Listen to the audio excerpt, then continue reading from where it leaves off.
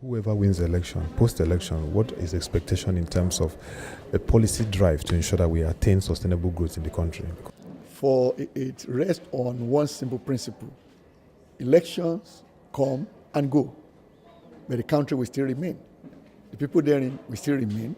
So the real issue will be after the election, it doesn't matter who wins. What will matter is there is somebody that will be in office, and there will be challenges that are facing us, and we then therefore need to grow the economy in a sustainable manner. So what are the key challenges that we face as of today? I think for me, the primary thing is to recognize that as of today, we have macroeconomic stability, in which case the exchange rate, inflation rate, even lending rate have been more or less stable within a limited range in the last 2 years. So talking about macroeconomic stability won't be an issue for today. All right.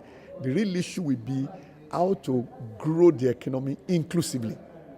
And that brings it down to the level of the MSMEs especially. So what can we do there? Yes, a lot of things are going on now, but I believe very strongly that one of the ways to intervene in that sector effectively is to focus on infrastructure as we are doing currently, because that is what impacts their cost of doing business quite a lot. And then also, if you want really to get MSMEs to contribute to growth and development, there has to be a form of, maybe you call it tax incentive for them. It could be a waiver within a certain window, okay, for the MSMEs. You need to do that sort of thing in order to give them more room to grow in the situation we are. Now, we've been talking about power. It's unfortunate that we did some privatization of some part of power. The three major powers, we privatized only two, the generation companies, the distribution companies. Yes, transmission is still being handled by the federal government, quite all right. But I raised this in 2015 as an issue to the Buhari government. And I'm saying it again today, that until consumers of electricity in Nigeria are metered, we won't see an improvement in the power sector, other than the so much efforts government is making that has brought us some little bit of reprieve. If we really want to get a traction of significant improvement in that sector, every consumer needs to be metered. And the logic is very simple. When you meter consumers, that means the distribution companies will only be able to collect money for the power they actually distribute. Of course, that naturally will dampen their income. But because they are private investors, they will naturally want to increase their income. That will make them look backwards into the value chain and now see what can be done in terms of what generation companies are doing to increase the volume of generation and actually take it also and give to the consumers. So we won't have the kind of aberration we have today, where generation companies will generate power and the discos will not take the power. So in which case now, what will be the focus of everyone in the value chain will be to deliver power, because that's what will bring the money back. Okay? So the government needs to put emphasis on that. Then, of course, we've been talking about diversifying the economy, and I've said this repeatedly. The Nigerian economy is already diversified. It's not an issue. Where the problem is our foreign earnings, where we depend now up to 90%, as at the last data available, up to 90% on hydrocarbons. That is where the real work lies.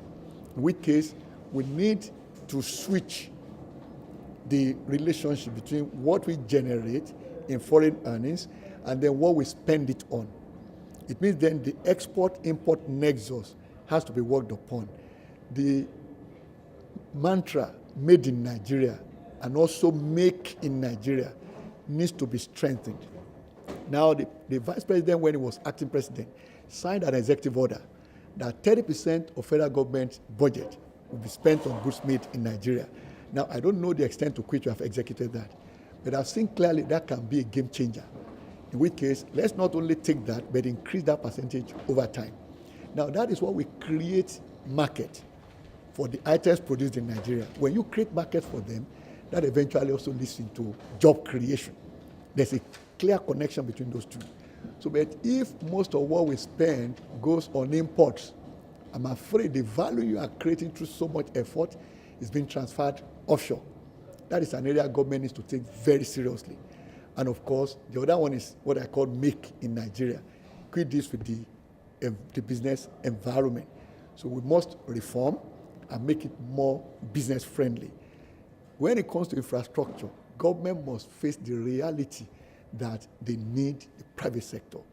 In which case, any infrastructure project that is commercial in nature, and therefore a private partner could go to borrow money and then generate revenue from it and repay the loan.